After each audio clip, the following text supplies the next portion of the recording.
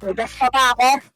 Magandang buhay, tara na't sumabay, be part of the fam. Kuda, ride ang tunay, high Ano akong ba? safe para sa lahat.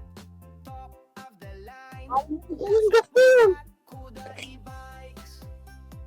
Your Wala nga. best sa Kuda #1. No hassle, no noise, ride worry-free.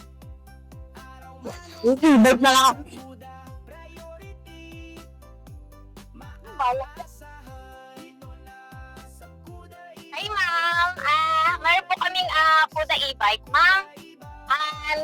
Ano po gusto niyo if ever na ano po? Ito po ay tipid sa gas, lalo na po ngayon, special po ngayon, nagtataasan na po lahat ng ano na po natin. Gas, makikita niyo naman po dun, ma'am. Yung gas natin, 150 na po sa diesel. Sa atin po, sa e-bike po natin, ang gagamitin lang po natin dito is electric lang po. Pero hindi naman po siya ganun kalakas umano po ng kuryente kasi 8 hours nyo lang po siya ita-charge, okay na po siya. Ito po yung appliance po natin, ma'am. Yung e-bike ko lang, ma'am.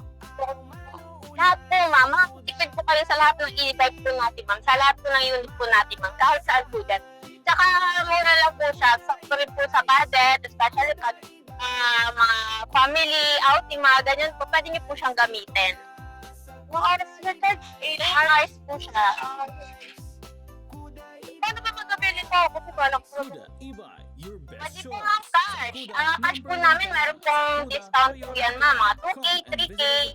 Depende rin po sa unit. Pero ang goods lang po nito, mas marami po ang nabili po kasi ng unit po natin. Kasi lalo na po ngayon, nagsisitaasan po yung mga diesel po natin, mga gas po natin. So ito po yung choice nilang bilhin. Di paano po mag-update ng tracks ka? May requirements. So ma'am, pag mag-avail po kayo, dito po tayo, ma'am. Sa loob po, ma'am. e-bike.